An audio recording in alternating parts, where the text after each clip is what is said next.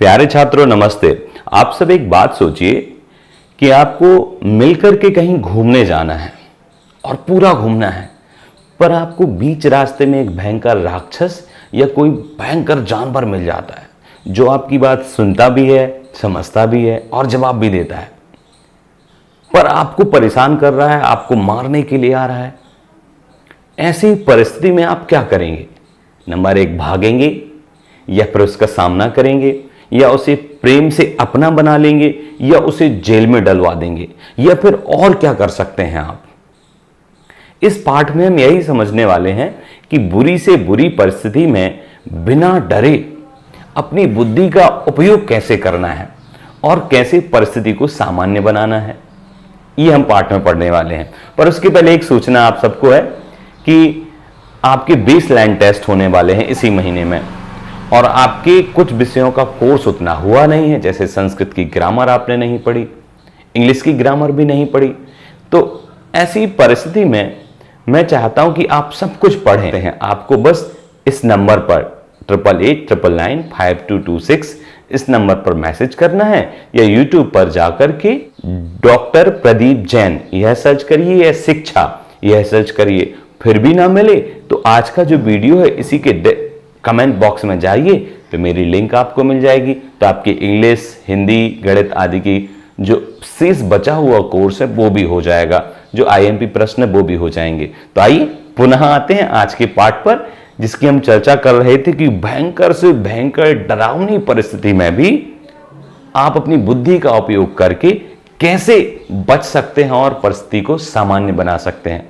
जैसे आप जानते हैं पूरी दुनिया में जनसंख्या की दृष्टि से भारत दूसरे नंबर पर है और चाइना पहले नंबर पर है।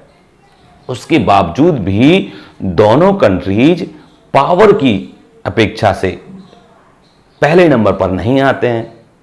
भारत का तो सुपर कंट्रीज में नाम ही नहीं है, जबकि जनसंख्या की दृष्टि से दूसरे स्थान पर है। क्यों? क्योंकि हम अपनी बुद्धि का, अपने संसाधनों का उपयोग सही से नहीं कर पा रहे हैं। इस पाठ में हम यही सीखेंगे कि हम अपनी ताकत, बुद्धि का सही उपयोग कैसे करें और कैसे और बेहतर बने और कैसे दुनिया में अपना नाम कमाएं। तो आइए शुरू करते हैं इस पाठ को।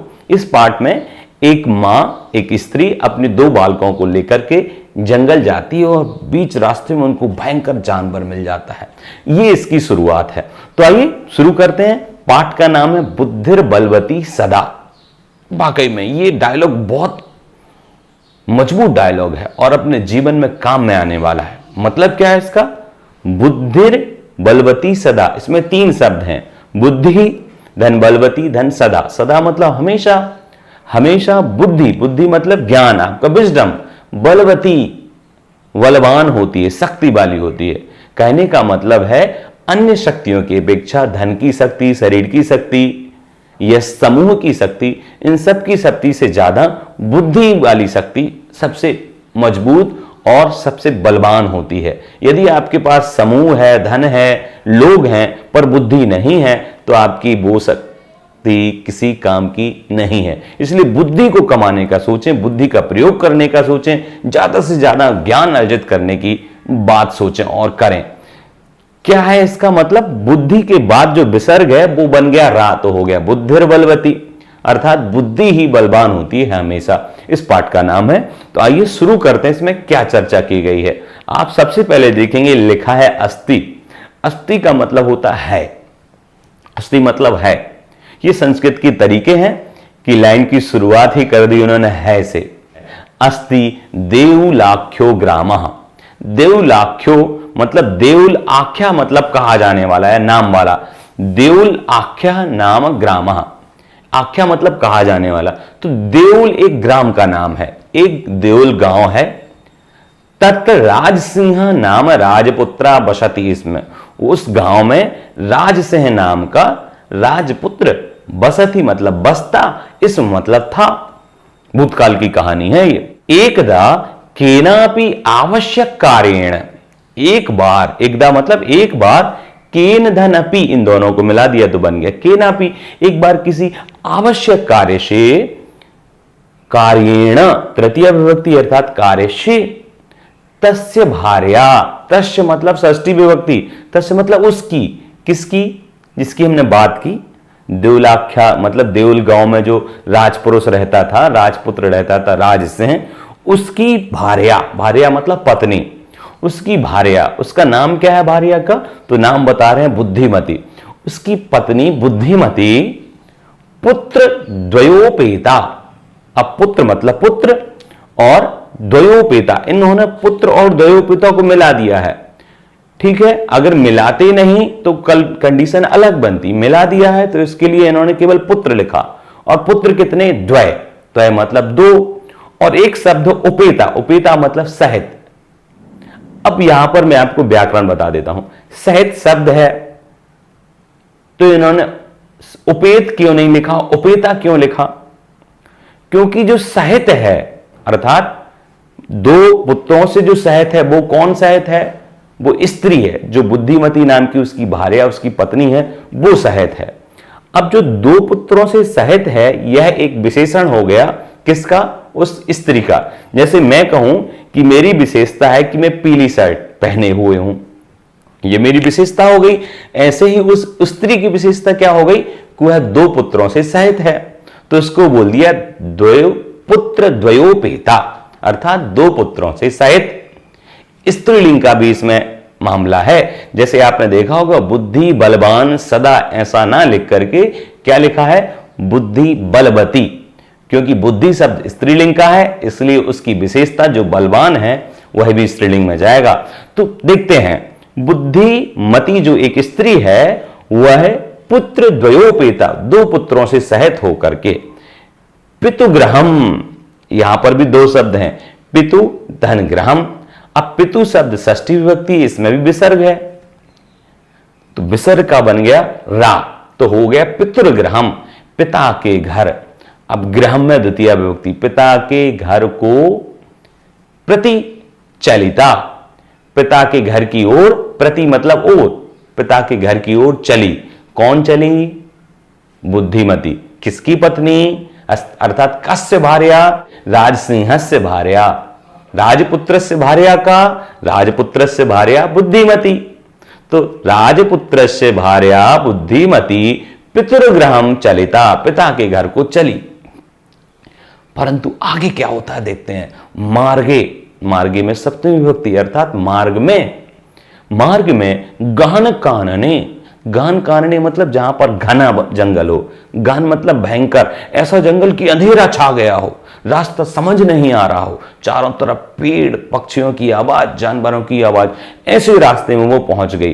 तो गहन कानने अर्थात भयंकर घने जंगल में, कानने में भी सप्तमी विभक्ति एक ही मात्रा है अंत में, तो जंगल में, सा मतलब वह है, स्त्रीलिंग में है, यदि सह होता तो पुल्लिंग, तो गहन जंगल में, गहन वन में, गहन कानन में, सा मतलब वह है, एकम व्याघ्रम, वह है मतलब बुद्धिमती एक व्याघ्रम, द्वितीय विभक्ति, एक बाघ को। अब एक और विशेषता बता देता हूं, एक जो शब्द है संख्या है, तो यह एकहा भी होता है, एकम भी होता है, एका भी होता है, एकेन भी होता है।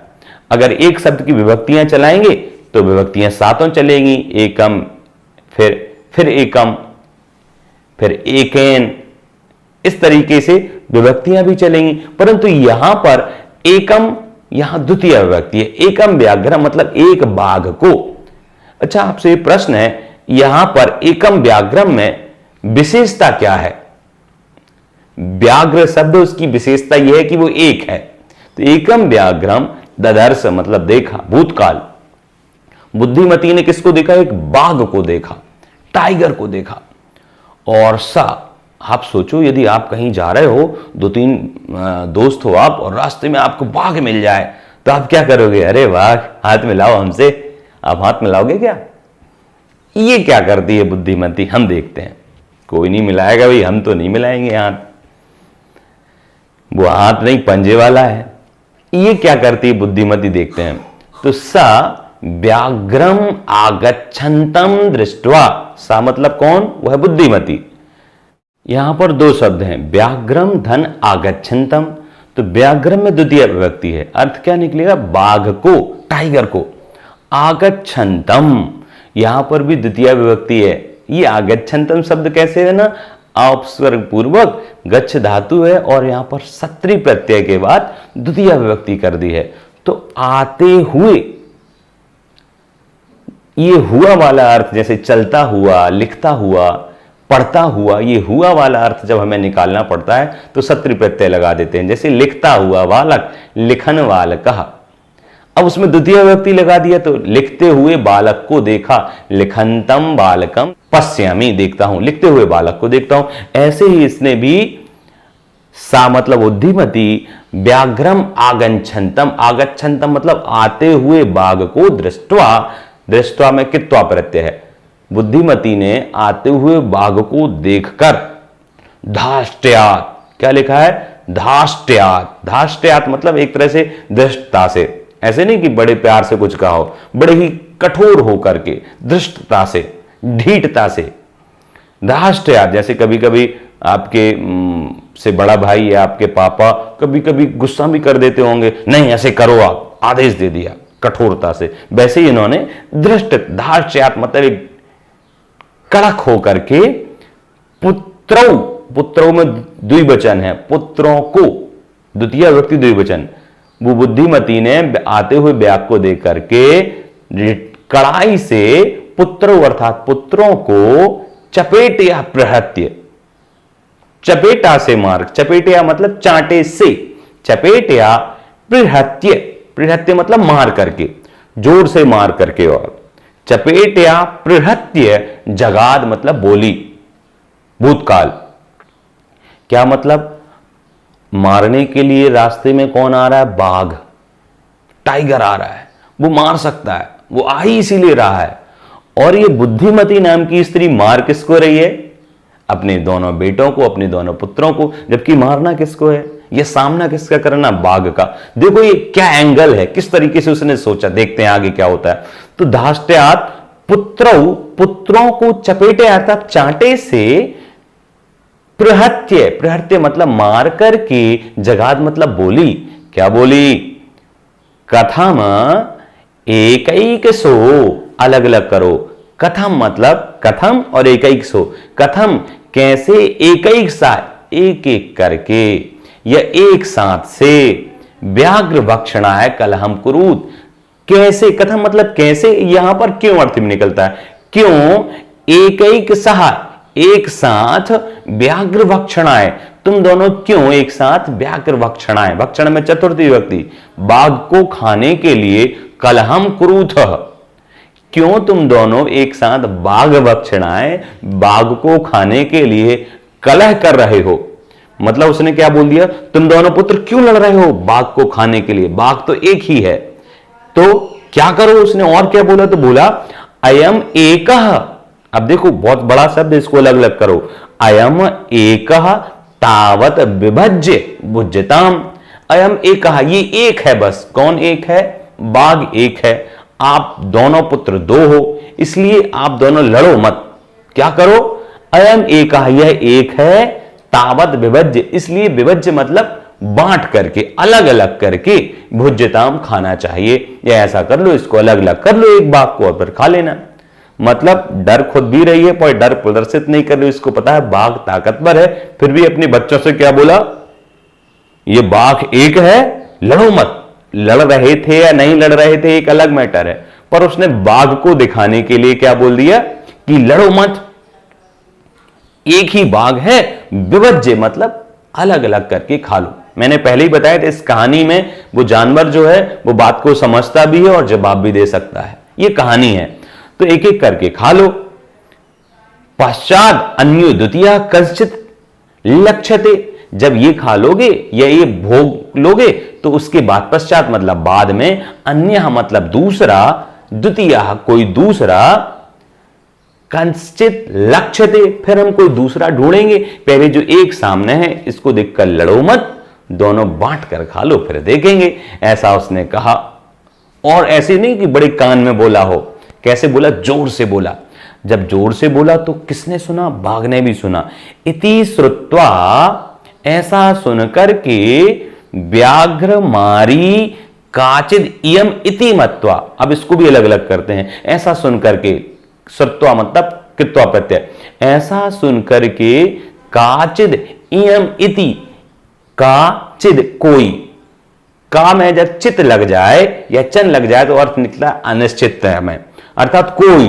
तो बाघ सोच रहा है ये सुनकर के, बुद्धिमती की बात सुनकर के जो उसने पुत्रों से बोली कि कोई इयमिति, काचित इयमिति, यह कोई व्याघ्रमारी, व्याघ्रमारी मतलब बाघ को मारने वाली, इति श्रुत्वा ऐसा सुनकर के व्याघ्रमारी काचित इयम इति मत्वा, व्याघ्र को मारने वाली कोई है ऐसा मत्वा अर्थात मान करके व्याघ्रः भयाकुलित चित्तो नष्टः, भयाकुलित चित्तो भय से आकुलित अर्थात भय से परेशान, चित्त अर्थात चित्त वाला होकर के, अर्थात उसके दिमाग में, उसके चित्त में क्या आ गया, भय, और वो भय से परेशान होकर के नष्टा, नष्टा से मतलब यहां पर एक तरह से दूर भाग गया, चला गया। डरना किसको था और डर कौन गया, ये कैसे हुआ, बुद्धि से। तो वो जो बाघ था, वो टाइगर था, वो डर के कारण से भय आकुलित चित्ता अर्थात भय से परेशान होकर के, आकुलित होकर के नष्टः पलायता, भाग गया। ठीक है, आगे क्या होता और देखते हैं। तो निज बुद्धिया, ऐसा किसने किया, क्यों भाग गया, बाघ अपने मन से भाग गया या फिर बुद्धिमती की बुद्धि की द्वारा जो उसने अपने बच्चों के साथ वार्तालाप किया, उस वार्तालाप को सुनकर भाग गया, वार्तालाप को सुनकर भागा। और वो वार्तालाप किसने किया, बुद्धिमती ने, और बुद्धिमती ने किसका प्रयोग किया, बुद्धि का। तो निज बुद्धिया अर्थात अपनी बुद्धि से, बुद्धिया में तृतीया विभक्ति, तो अपनी बुद्धि से विमुक्ता अर्थात मुक्त हुई, विमुक्ता अर्थात मुक्त हुई, स्वतंत्र हुई, अपनी बुद्धि से विमुक्त, सा मतलब वह मतलब वही स्त्री बुद्धिमती, अपनी बुद्धि से विमुक्त वह है भयाद व्याघ्रस्य भामिनी। यहां पर अपनी बुद्धि से विमुक्ता सा भयात, भयात मतलब भय से, अपनी बुद्धि का प्रयोग करके भय से विमुक्त हुई, किसके भय से, व्याघ्रस्य अर्थात बाघ के, व्याघ्र के भय से विमुक्त हुई, सा मतलब वह है बुद्धिमती। क्या उपयोग किया, तो निज बुद्धि से, अपनी बुद्धि के प्रयोग से स्वतंत्र हो गई भय से, किसके भय से, बाघ के भय से। कौन, भामिनी, भामिनी मतलब वह सुंदर स्त्री, वह स्त्री, तो वह स्त्री किससे मुक्त हो गई, बाघ के भय से। क्यों हो गई, निज बुद्धि, अपनी बुद्धि से। आगे क्या होता, अन्योपि, आगे श्लोक है ये कि निज बुद्ध्या विमुक्ता सा भयाद व्याघ्रस्य भामिनी, अन्योपि बुद्धिमान लोके मुच्यते महतो भयात। एक बार मैं इसको फिर से पढ़ता हूं, आप सुनिए। निज बुद्ध्या विमुक्ता सा, निज बुद्धिया अपनी बुद्धि से विमुक्त हुई, कौन, भामिनी, निज बुद्ध्या विमुक्ता सा भयात व्याघ्रस्य भामिनी, अन्योपि बुद्धिमान लोके मुच्यते महतो भयात। अर्थ समझते हैं कि अपनी बुद्धि से विमुक्त हुई भामिनी अर्थात स्त्री बाघ के भय से। अन्योपि, अन्य भी, अपि मतलब भी, अन्य व्यक्ति भी, अन्य पुरुष भी, बुद्धिमान, कैसा पुरुष, बुद्धिमान पुरुष, अन्य बुद्धिमान पुरुष भी, लोके अर्थात इस संसार में, सप्तमी व्यक्ति संसार में, अन्य बुद्धिमान पुरुष भी, मुच्यते मतलब छूट जाता है, मुक्त हो जाता है, महतो भयात भयंकर भय से। यदि वह बुद्धि का प्रयोग करे तो भयंकर भय से, भयंकर परिस्थिति से मुक्त हो जाता है। बस क्या चाहिए, बुद्धि का प्रयोग। और क्या होता है आगे देखते हैं। बात यहीं तक समाप्त नहीं हुई कि बाघ था सो डर कर भाग गया, उसके भी कोई दोस्त तो होंगे। आगे देखते हैं। भयाकुलम व्याघ्रम दृष्ट्वा, अब जब बाघ वहां से भागा तो कहीं गया, और जब कहीं गया तो वहां क्या होता है ये देखते हैं। भयाकुलम व्याघ्रम दृष्ट्वा, भय से आकुल, आकुल मतलब परेशान, दोनों को मिला दिया। भय से आकुल व्याघ्रम अर्थात बाघ को, दृष्टवा मतलब देख करके, भय से आकुलित बाघ को देख करके, कह चित धूर्ता, कोई धूर्त, कोई बेकार, एक धूर्त मतलब एक तरह से ठगी, मायाचारी, छली टाइप का। तो भय से परेशान देख करके कोई धूर्तः मतलब मायाचारी, श्रृगाला मतलब स्यार, लोमड़ी। तो कोई मायाचारी, ढोंगी, स्यार, हसन आह, हसन आह लिखा है, इसको अलग अलग करो तो हसन धन आह, हसन में शत्रु प्रत्यय, हंसता हुआ बोला, आह मतलब बोला, संस्कृत में आह मतलब बोला। कौन बोला? श्रृगाल अर्थात श्रृगाला अर्थात स्यार, लोमड़ी बोला। किससे बोला? बाघ से बोला। क्या बोला? भवान कुतः भयात पयालितः। भवान मतलब आप, कुतः मतलब कहां से, कुत्र मतलब केवल कहां और कुतः मतलब कहां से, आप कहां से, भयात भय से, पंचमी व्यक्ति, आप कहां से भय से, पलायिता मतलब भाग आए हो, आप कहां से भय के कारण भागे हो, ऐसा पूछा। किसने? कहा? पृच्छत श्रृगालः। तो व्याघ्र बोला, व्याघ्रः गच्छ गच्छ जम्बुकः, जाओ जाओ जम्बुकः, तुम अपि किंचित गूढ़ प्रदेशम, जाओ जाओ जम्बुक, त्वम अपि तुम भी किसी गूढ़ प्रदेशम, गूढ़ प्रदेश मतलब एक तरह से छुपने का स्थान या किसी रहस्य वाले स्थान जहां पर कोई और ना जा पाए। तो क्या कह रहे हैं व्याघ्र? गच्छ गच्छ, लोट लगा रहे हैं यहां पर, जाओ जाओ जम्बुक। जम्बुक मतलब उसका नाम है, किसका? स्यार का, लोमड़ी का नाम है। तो जाओ जाओ जम्बुक, तुम अपि किंचित गूढ़ प्रदेशम, यहां गूढ़ प्रदेशम नहीं पढ़ना है, सही उच्चारण होगा गूढ़ प्रदेशम। लोमड़ी, हे श्रृगाल, जम्बुक, तुम भी जाओ जाओ किंचित गूढ़ प्रदेशम, किसी गूढ़ अर्थात छिपने वाले स्थान पर जाओ। यतो व्याघ्र मारीति या शास्त्रे श्रूयते। अब क्यों जाओ? व्याघ्र ने ये तो बोल दिया कि तुम जाओ, तो अब व्याघ्र उसका कारण भी बता रहा है कि यतः, यतो का हो जाएगा यतः, यतो व्याघ्र मारीति इति, मारीति अर्थात मारी धन इति, मारीति दीर्घ संधि होगी, व्याघ्र को मारने वाली ऐसी, यह शास्त्रे श्रूयते, जो शास्त्र में सुनी गई है। इन्होंने कभी सुनी होगी व्याघ्र को भी मारने वाला कोई होता है या मारने वाली कोई होती है?